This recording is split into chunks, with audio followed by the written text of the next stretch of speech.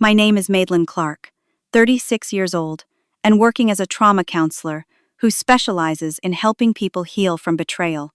6 years ago, my younger sister Amanda stole my wealthy fiancé James right from under my nose, shattering my world completely. I rebuilt my life from scratch, finding unexpected happiness along the way.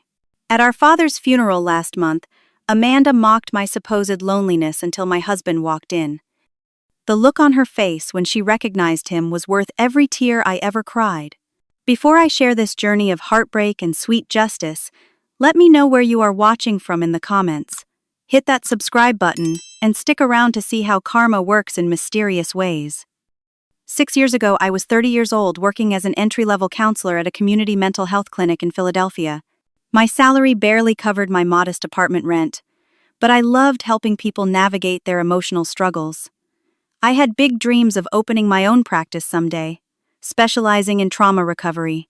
My personal life seemed to be aligning perfectly with my professional aspirations when I met James Crawford at a charity gala I had splurged to attend. James stood out immediately in his perfectly tailored suit. With his chiseled jawline, piercing blue eyes, and confident smile, he commanded attention from everyone in the room. As a successful investment banker with Crawford Financial Solutions, James represented everything that seemed impressive on paper. When he approached me at the bar and struck up a conversation, I was honestly surprised that someone like him would notice me. "What brings a beautiful woman like you to this boring fundraiser?" he asked, flashing a smile that probably closed million-dollar deals regularly.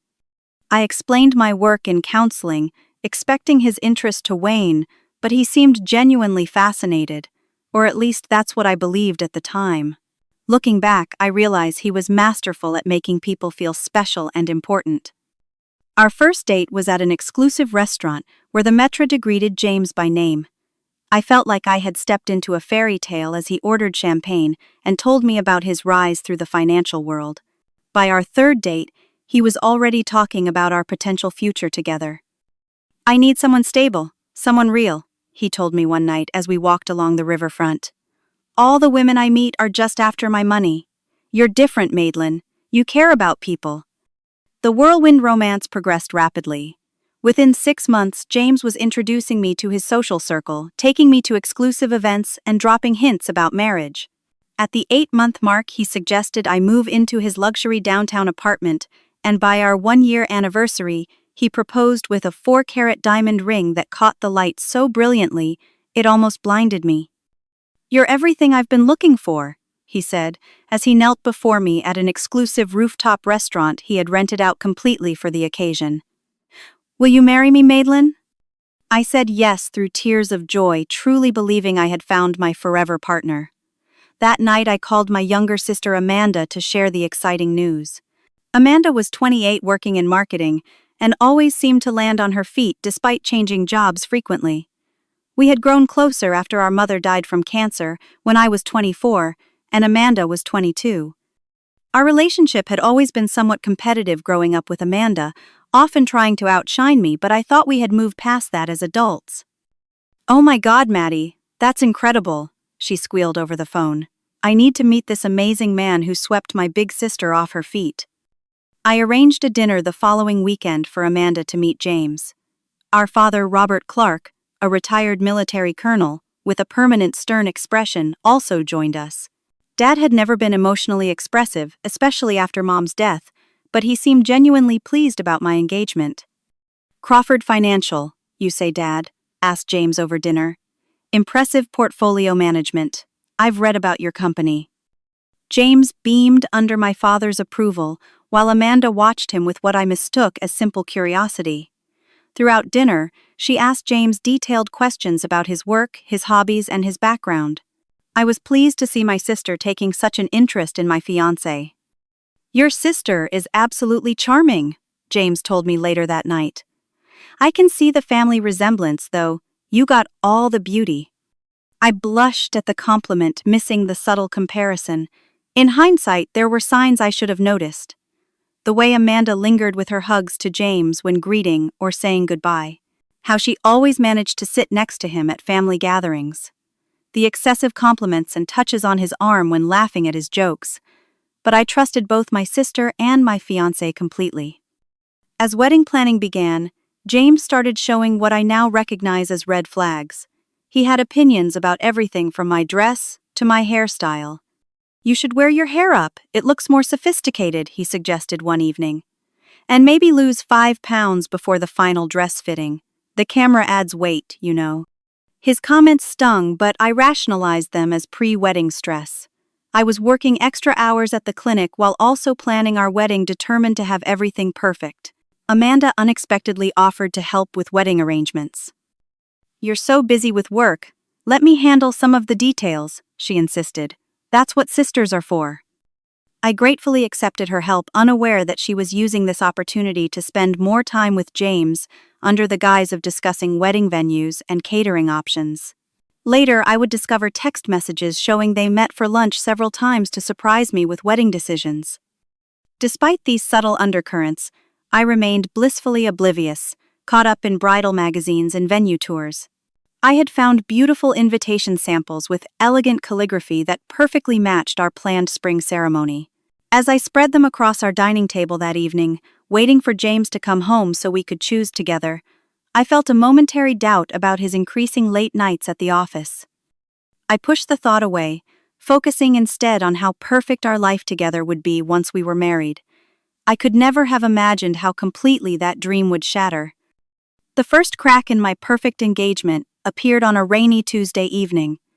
James had texted that he would be working late again the third time that week. I decided to use the time to organize our wedding planning binder and finalize the guest list. While searching for the venue contract in James's home office, I accidentally knocked his tablet off the desk. When I picked it up, the screen had awakened to a series of text messages from Amanda. "Can't wait to see you tomorrow." Same place her message read. My stomach dropped as I scrolled up, revealing weeks of exchanges between them. Innocent at first, then increasingly intimate. References to meetings I knew nothing about. Inside jokes. Compliments that crossed the line of appropriate in-law conversation. With shaking hands, I put down the tablet and tried to rationalize what I had seen. Perhaps they were planning a surprise for me. Maybe Amanda was helping James with some wedding detail. But the knot in my stomach told me otherwise. When James came home after 11, I confronted him directly, my counselor training helping me remain surprisingly calm. "I saw the messages between you and Amanda. What's going on?" James's expression shifted from surprise to calculated concern. "Maddie, those are about your surprise bridal shower. Amanda swore me to secrecy." His explanation seemed plausible, but something in his eyes didn't match his words. He was too smooth, too prepared with his answer. "Then you won't mind if I call her right now to confirm?" I challenged. His face hardened. "You're being paranoid and jealous.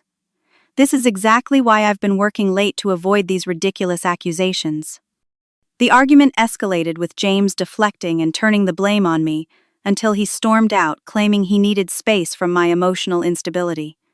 I spent the night alternating between crying and doubting my own perceptions. Was I overreacting, making connections that weren't there? The next day, I left work early, still unsettled by our fight. On impulse, I drove to James's office, hoping to apologize and clear the air. The receptionist informed me he had left for a lunch meeting and hadn't returned. Something compelled me to drive to his apartment, where I still kept some of my things despite not having officially moved in yet. I heard them before I saw them. Amanda's distinctive laugh echoed from the bedroom as I quietly entered, using the key James had given me. Moving like a sleepwalker, I pushed open the bedroom door to find them together, my sister and my fiancé, in what was supposed to be my marital bed. Maddie, Amanda gasped, clutching the sheet to her chest, not looking nearly as surprised as she should have been. James recovered more quickly. "This isn't what it looks like." I almost laughed at the cliché. "Really? Because it looks like my fiancé and my sister are having an affair." The confrontation that followed revealed the ugly truth. It hadn't been a one-time mistake. They had been seeing each other for months, beginning shortly after I had introduced them. "He was never going to marry you anyway, Amanda," said her voice surprisingly cold as she dressed. "James needs someone who understands his world, who can be the right kind of partner for a man of his stature." "And that's you?" I asked, my voice barely audible through the shock. "We didn't plan this," James interjected, though his lack of real remorse was evident. Sometimes feelings develop that can't be controlled. "I've always been attracted to Amanda," he admitted when pressed. "She has that spark, that ambition that matches mine." Each word felt like a physical blow. My sister, the person who had shared my childhood bedroom and held my hand at our mother's funeral, had deliberately pursued my fiancé, and he had been all too willing. I pulled the engagement ring from my finger and placed it on the nightstand. "I hope you'll both be very happy together." My voice sounded distant, as if someone else was speaking. The aftermath was almost worse than the discovery. Amanda wasted no time crafting her narrative, contacting our father and mutual friends before I had even processed what happened. According to her, James and I had been having problems for months. I had been unstable, clingy, suspicious. They had grown close while she comforted him through his relationship troubles. Their feelings had developed naturally, and they had tried to resist for my sake. Madeline has always been fragile emotionally. I overheard her telling our father on the phone. "Remember how she fell apart after Mom died? This is like that. She's making it seem like we betrayed her, but James was already pulling away." To my horror, many people believed her version, including our father.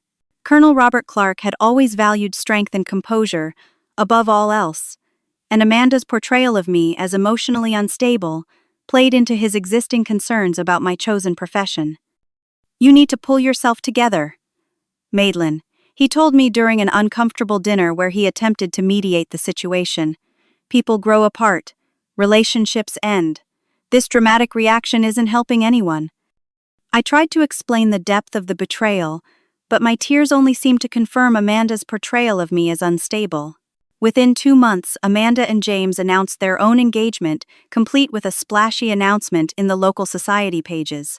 The same venue I had booked for my wedding now hosted their engagement party. Friends I thought were mine sent their congratulations to the happy couple. My professional life suffered as well. Clients noticed my distraction, and my supervisor expressed concern about my emotional state. I took a leave of absence, unable to counsel others through their pain when my own was so raw and consuming. The lowest point came on what should have been my wedding day. I sat alone in my apartment, surrounded by wedding magazines. I hadn't had the heart to throw away scrolling through social media to see photos of Amanda and James at some charity gala. Her hand possessively on his arm, my ring resized to fit her finger. I cried until there were no tears left, wondering how I would ever rebuild my life from such complete devastation. 2 weeks after what should have been my wedding day, I made a decision. Philadelphia held too many painful memories, too many chances of awkward encounters. Every street corner, restaurant, and park contained ghosts of my relationship with James. Even worse was the possibility of running into him with Amanda, watching them live the life that was supposed to be mine. I applied for counseling positions in several cities and accepted an offer at a small practice in Boston, specializing in trauma recovery.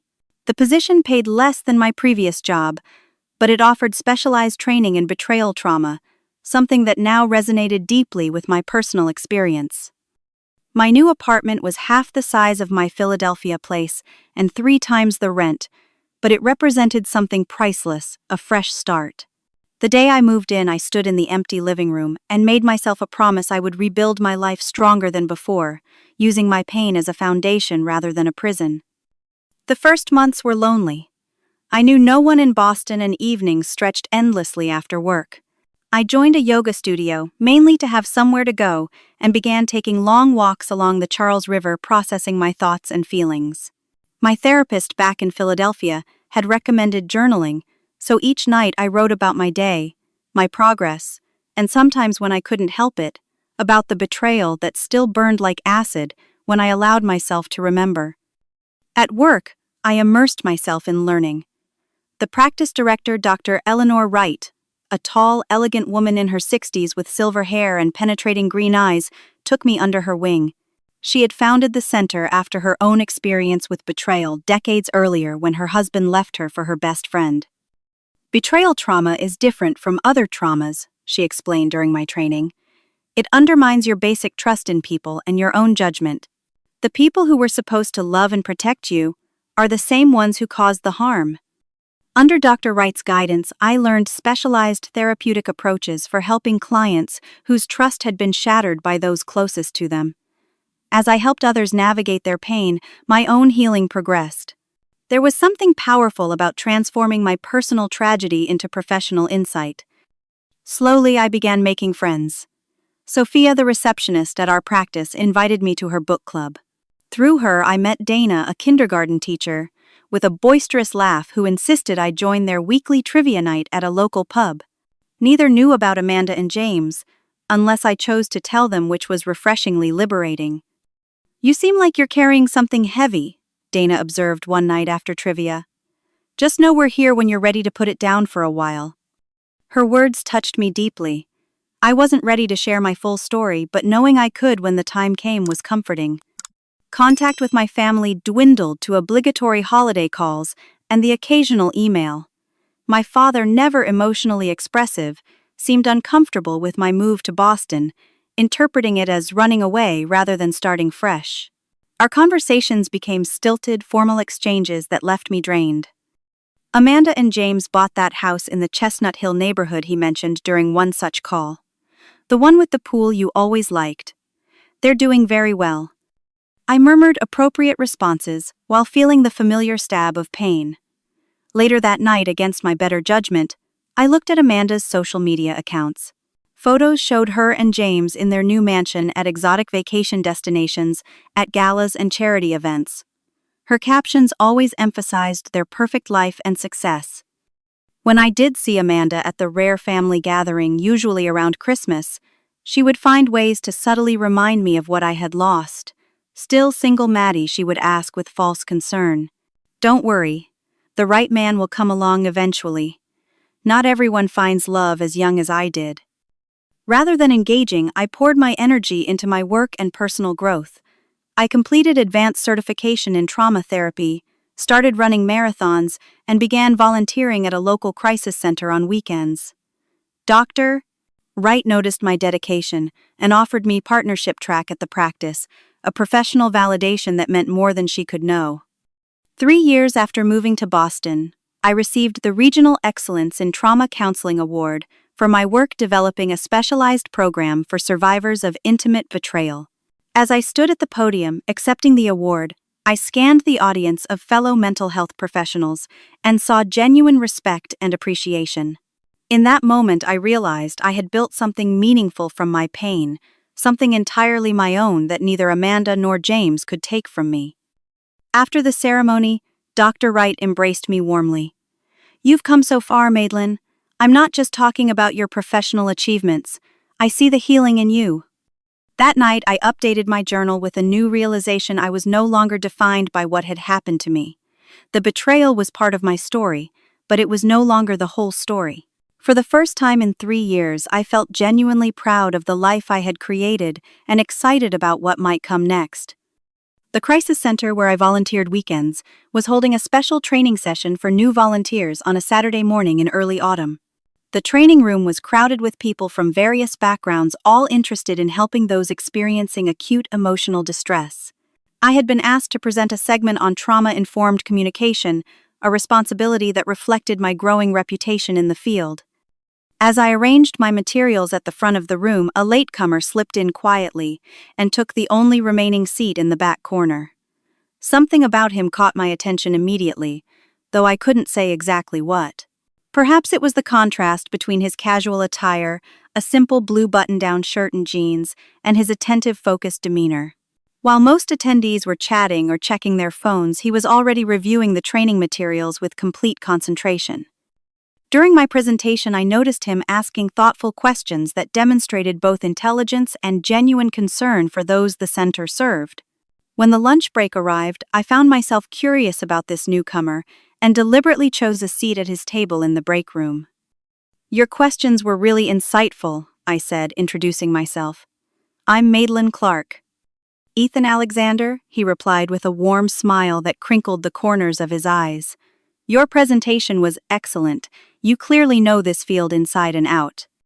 Unlike most people, who learned I was a therapist, Ethan didn't immediately launch into his own psychological history or a joke about being analyzed.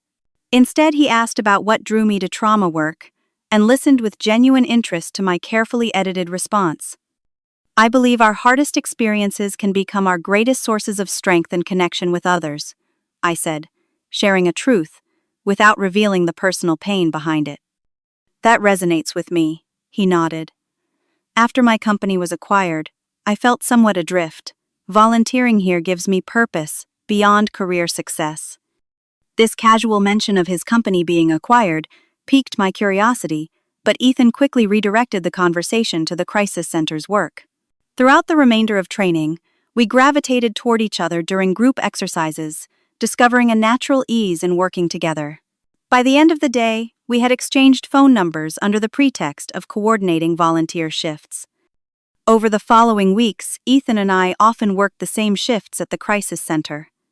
I learned he had founded a tech startup focused on cybersecurity, built it for 7 years, then sold it to a larger corporation. He was now consulting selectively while figuring out his next venture. His humility about his success was refreshing, as was his genuine interest in my work. Our friendship developed gradually through coffee breaks after shifts and occasional lunches to discuss crisis center business. I found myself looking forward to our interactions more than I cared to admit, but the memory of James's betrayal kept me cautious. I had rebuilt my life carefully and wasn't willing to risk it for romantic feelings. I wasn't sure I could trust, especially my own. After about 3 months of this growing friendship, Ethan finally asked the question I had been both hoping for and dreading. "Madeline, would you have dinner with me sometime? Not to discuss the center, just us." My hesitation must have been visible, because he quickly added, "No pressure. I value our friendship either way."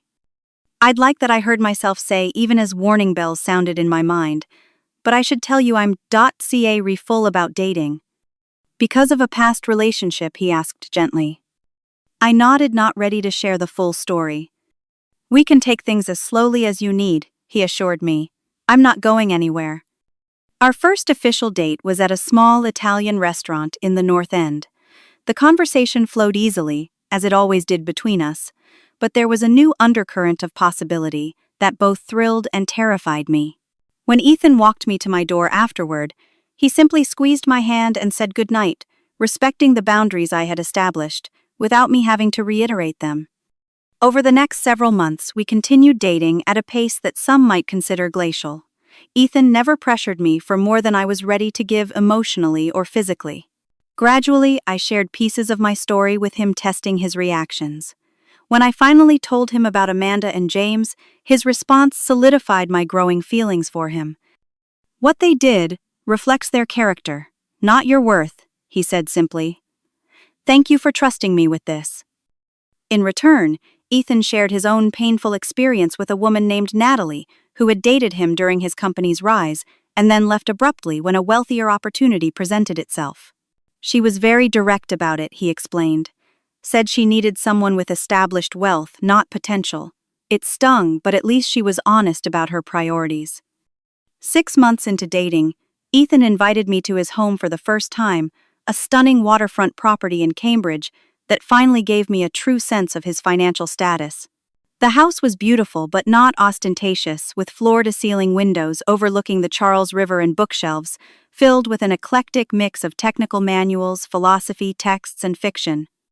"You never mentioned you were this successful," I said, taking in the obvious luxury of his home.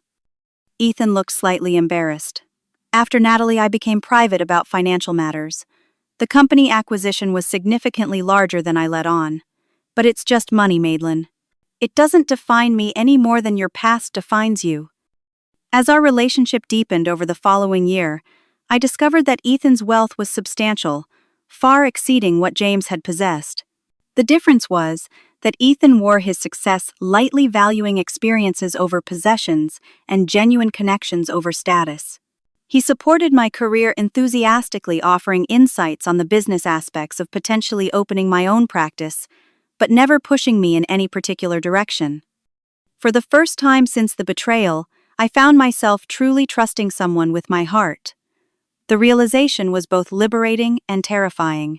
One evening, as we walked along the river near his home, I stopped and turned to him. "I love you."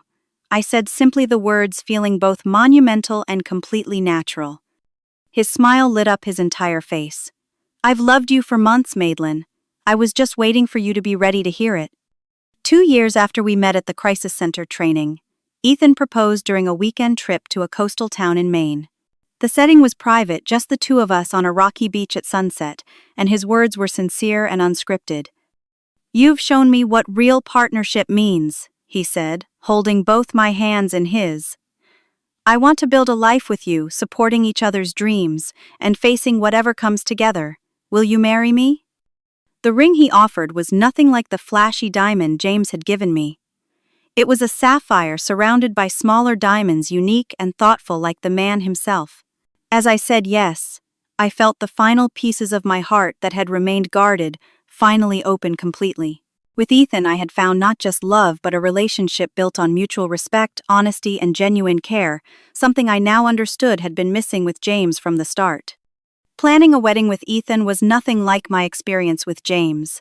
There were no controlling comments about my appearance, no undermining suggestions, no pressure to impress others. Instead, we made decisions together, based on what would make the day meaningful for us, not what would photograph best for social media. "What about family?" Ethan asked gently one evening as we finalized our guest list. "You rarely mention them, but I know you have your father and sister. Would you want them there?"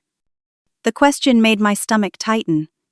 I hadn't seen Amanda or James in over a year, and conversations with my father remained strained and infrequent. "I should at least invite my father," I said after consideration. "Despite everything, he's still my dad. As for Amanda," I trailed off uncertain. "It's entirely your decision," Ethan assured me. "But from my perspective, inviting her might show that you've truly moved on. Plus, I'd like to meet the family that produced such an extraordinary woman as you." His comment warmed my heart, though I remained undecided. Before I could resolve the family invitation question, I received an unexpected call from my father's neighbor. "Your dad collapsed in his garden," Mrs. Finley explained. "He's in the hospital. The doctors are running tests, but it doesn't look good." Ethan and I flew to Philadelphia that evening. At the hospital, I found my father looking suddenly old and frail in his hospital bed. The diagnosis came the next morning: stage 4 pancreatic cancer already spread to surrounding organs. The prognosis was 6 months at most. "I want to come stay with you," I told my father, "to help care for you." He shook his head firmly. "Absolutely not. I'm not disrupting your life. Amanda has already offered to coordinate my care. I'll stay in my own home with nurses as needed." The mention of Amanda sent a familiar pang through me, but I pushed it aside, focusing on my father's needs rather than my lingering pain. Before leaving Philadelphia, I met briefly with Amanda at our father's house to discuss his care plan. The encounter was civil but tense, with James conspicuously absent. Back in Boston, Ethan and I decided to postpone our wedding plans indefinitely while my father's health situation unfolded. One evening, as we reviewed emails from the oncologist, I had convinced my father to consult Ethan, suddenly looked up with an odd expression. "Crawford Financial Solutions." He read from the letterhead of a document my father had forwarded regarding medical expense management. "Is that your ex-fiancé's company?" "Yes," I confirmed, surprised by his interest. "James Crawford. Why?" Ethan set down his tablet slowly. "This is going to sound strange, but I think I know of him. Crawford Financial acquired an algorithm my company developed for predictive market analysis after a failed partnership negotiation." "What do you mean?" I asked, confused by this unexpected connection. "About 8 years ago, before my company focused exclusively on cybersecurity, we developed a proprietary algorithm for investment risk assessment. We were in talks with several financial firms to license it, including a company called Crawford Financial Solutions." Ethan's expression grew serious. Our negotiations fell apart suddenly. 6 months later, they launched a remarkably similar product. "Are you saying James stole your work?" I asked, stunned by this revelation. "I never met him personally," Ethan explained. "Our legal team handled everything. We considered litigation, but proving intellectual property theft would have been costly and drawn out, potentially damaging our reputation with other potential partners. We decided to focus on our cybersecurity developments instead, which ultimately proved more successful anyway. I sat back processing this incredible coincidence. So, all this time when I told you about James, you never made the connection. I knew the company name, but never the executives involved, Ethan explained. It was a relatively small incident in our company's history, overshadowed by our later success. Curiosity compelled me to take out my phone and show Ethan photos of James and Amanda from social media. His reaction was immediate and shocking. "Wait, I know her," he said, pointing to Amanda in a photo from a tech conference. "Not personally, but I've seen her before. She approached me at a conference in San Francisco about 3 years ago before we met. She was very persistent about discussing investment opportunities, but something felt off about the interaction." We pieced together an astonishing possibility. Amanda, who had always been strategic and status-conscious, might have deliberately targeted James, knowing his connection to Ethan's company and potential future wealth. The timeline aligned perfectly. The tech conference where Amanda had approached Ethan occurred just months before she began her affair with James. She would have known about your success from the conference, I reasoned. And if she researched you afterward, she would have found information about the algorithm situation with Crawford Financial. And potentially seen it as a way to connect with someone of significant wealth through James. Ethan finished. If that's true, it's extraordinarily calculated. The realization left me feeling simultaneously vindicated and disturbed. Had Amanda's betrayal been even more premeditated than I'd imagined? Had she seen James not just as a desirable man, but as a stepping stone to greater connections and wealth? "What should we do with this information?" I asked Ethan. He considered the question carefully. "Nothing for now. Your father's health is the priority. This speculation, even if true, doesn't change what happened. We know who we are and what we have. That's what matters." His measured response reminded me of why I had fallen in love with him. While James had been all flash and superficial charm, Ethan possessed genuine substance and integrity. "You're right," I agreed. "Let's focus on what's important now, and leave the past where it belongs." We decided to keep our knowledge private, not out of fear, but because acting on it served no constructive purpose. As Ethan pointed out, living well and being happy together was the best response to past hurts. Still, I couldn't help but wonder how Amanda would react if she ever discovered the connection between her carefully calculated plans and my genuine happiness with Ethan. Despite aggressive treatment, my father's condition deteriorated rapidly. The 6-month prognosis shortened to 4, then 3. I traveled to Philadelphia every other weekend, navigating the awkwardness of coordinating with Amanda while maintaining appropriate boundaries. To her credit, she managed most of our father's medical care efficiently, though I noticed she often scheduled her visits to avoid overlapping with mine. During this difficult time, Ethan was my rock. He accompanied me on several trips, charming my father with his respectful attention and genuine interest in Dad's military career. Though we never rescheduled our wedding, our relationship deepened through the shared experience of my father's illness. 3 years into our relationship, the call came that I had been dreading. My father had passed peacefully in his sleep. The funeral was scheduled for the following Saturday, giving family members time to travel. Ethan and I flew to Philadelphia on Friday morning, checking into a hotel rather than staying at my father's house where Amanda was coordinating the arrangements. The morning of the funeral dawned bright and clear, a beautiful fall day that seemed at odds with the somber occasion. I wore a simple black dress that Ethan said brought out the strength in my eyes, a comment that helped steady my nerves as we drove to the church. Amanda arrived separately from James. I noticed, though, they sat together in the front pew. She looked polished, as always, in an expensive black suit, her makeup perfect, despite the tears she dabbed away periodically with a monogrammed handkerchief. James, still handsome, but with new lines around his eyes, kept his arm around her shoulders in what appeared to be a supportive gesture, though I caught tension in their body language. The service was dignified and appropriate, reflecting our father's military background and reserved nature. As his daughters, Amanda and I both delivered eulogies. Mine focused on Dad's quiet strength and the values he had instilled in us, while Amanda's emphasized his accomplishments and social connections. The contrast was subtle, but noticeable to anyone who knew us both. At the reception, following the service, I mingled with old family friends and my father's military colleagues, introducing Ethan simply as my partner, without elaboration. Several people commented on how well I looked, how successful my practice in Boston had become. I found myself actually enjoying conversations until I turned to find Amanda standing directly behind me. "Madeline," she said, kissing my cheek. "We haven't had a chance to talk properly. You've been so busy with your little therapy practice in Boston." The dismissive tone was familiar, but I refused to take the bait. "It's been a difficult time for everyone. How are you holding up?" "As well as can be expected," she sighed dramatically.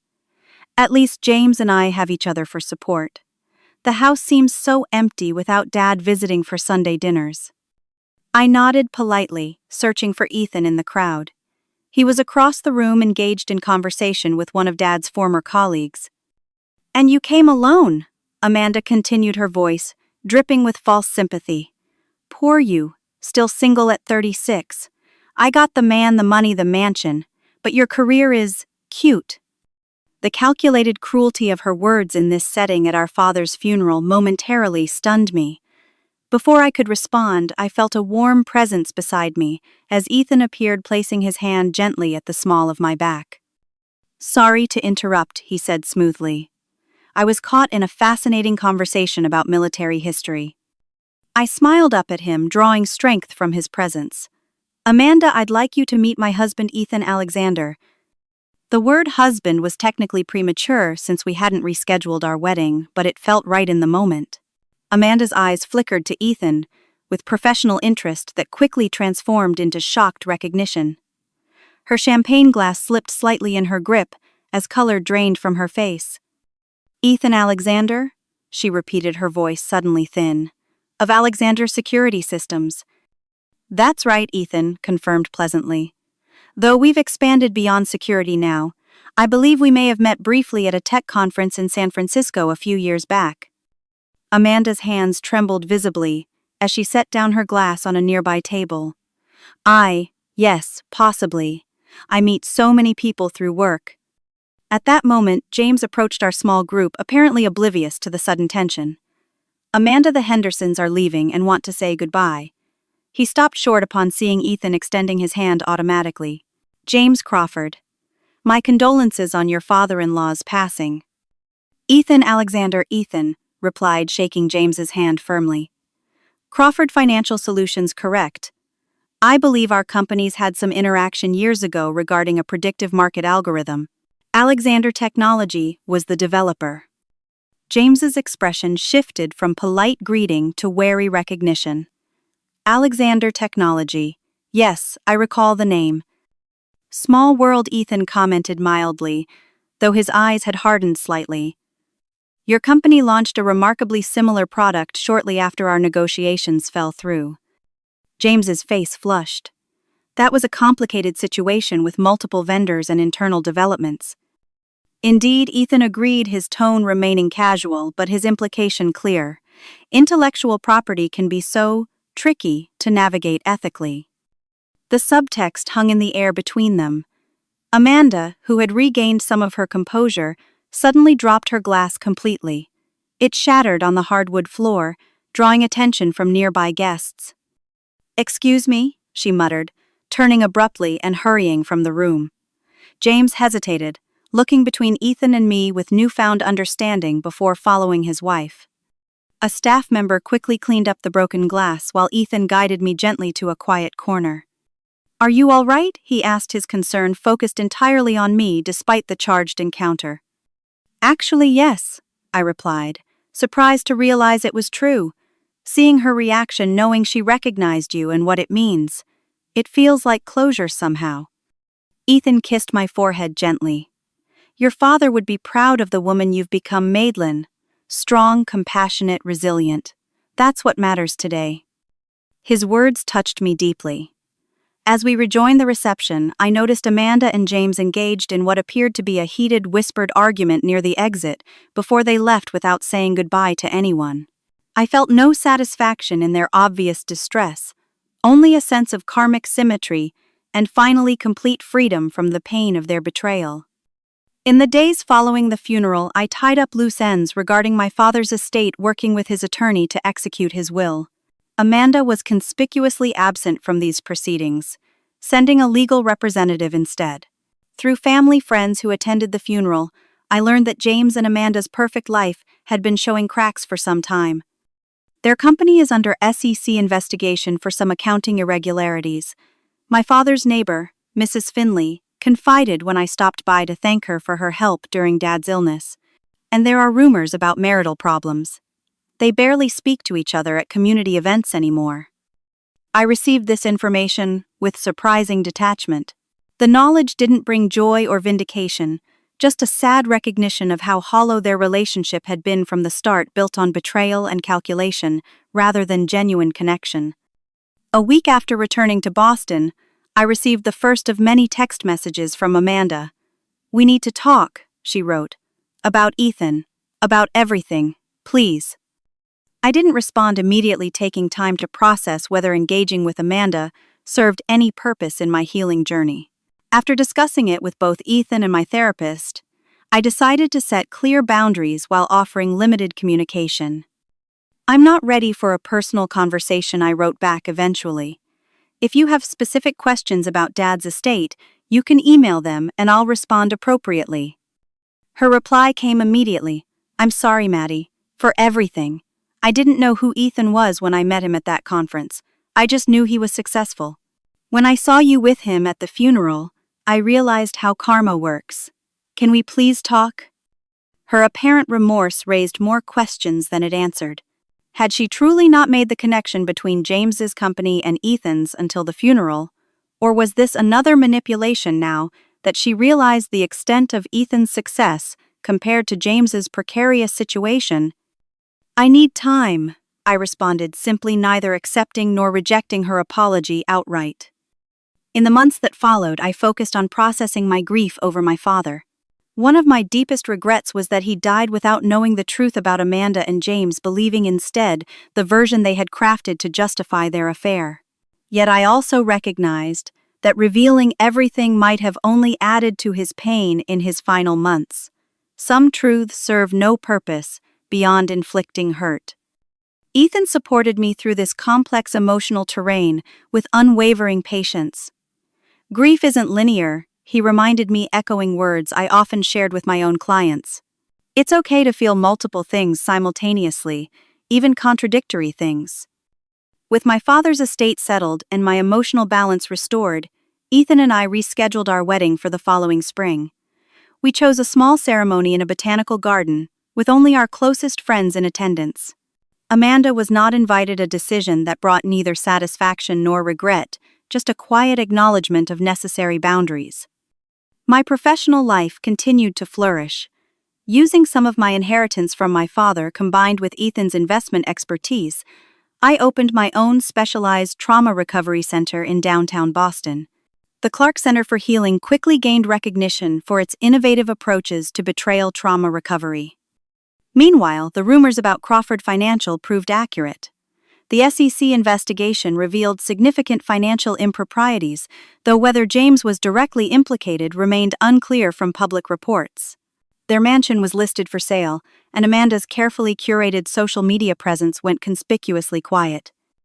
About a year after my father's funeral, I received a handwritten letter from Amanda. Unlike her previous attempts at contact, this one contained no excuses or requests, just a simple acknowledgement of wrong and the steps she was taking to address her own issues. "I've started therapy," she wrote. "My therapist says I need to make amends without expecting forgiveness. So that's what this is. I know what I did was unforgivable. I destroyed our relationship for reasons I'm only now beginning to understand about myself. I don't expect you to respond or reconnect. I just want you to know I recognize the harm I caused and am working to ensure I never hurt anyone that way again." The letter sat on my desk for several days before I decided how to respond. Ultimately, I sent a brief note acknowledging her letter and wishing her well in her healing journey. It wasn't forgiveness exactly, but it was a release for both of us. 2 years later, Ethan and I established the Alexander Clark Foundation, providing financial support for individuals needing trauma therapy after experiences of betrayal or financial abuse. The foundation became an unexpected bridge between my past pain and present purpose, transforming a personal wound into a source of healing for others. During the foundation's launch event, I shared parts of my story publicly for the first time. Betrayal by those closest to us creates unique trauma. I told the audience of mental health professionals and potential donors. It undermines our basic trust in others and ourselves, but with proper support, that shattered trust can be rebuilt stronger and wiser than before. To my surprise, Amanda attended the event sitting quietly in the back row. She approached me afterward, keeping a respectful distance. "The foundation is amazing," she said simply. "You've created something beautiful from something painful. I just wanted you to know how much I admire that." Our interaction was brief but civil. I introduced her to colleagues without explanation or labels, neither hiding nor emphasizing our connection. It wasn't reconciliation in any traditional sense, but it was a step toward a different kind of peace.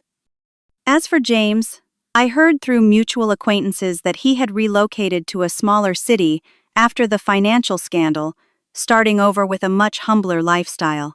Amanda had divorced him during the investigation, a final irony in their relationship that had begun with betrayal and ended the same way. Looking back now, 6 years after the devastating discovery of their affair, I can honestly say that the betrayal, painful as it was, ultimately guided me to where I was meant to be. Had I married James, I would never have moved to Boston, never specialized in trauma recovery, never met Ethan, and never found my true purpose in helping others heal from experiences similar to my own. The lesson wasn't that betrayal is somehow beneficial or that karma always balances the scales. The true lesson was that our worth is never determined by others' actions or perceptions. The people who can't value us properly aren't the ones meant to be in our lives long term. Sometimes the most devastating rejection leads us directly to our most meaningful connection, not because the universe has a plan, but because our own resilience and growth create new possibilities we couldn't previously imagine. If you've experienced betrayal in your own life, remember that healing doesn't mean forgetting or minimizing the hurt. It means integrating the experience into your story without letting it define your entire narrative. Has betrayal ever led you to an unexpected blessing in your own life? Share your experience in the comments below. And if this story resonated with you, please subscribe to hear more journeys of resilience and transformation. Thank you for listening to my story, and remember, sometimes our deepest wounds become our greatest sources of connection and strength.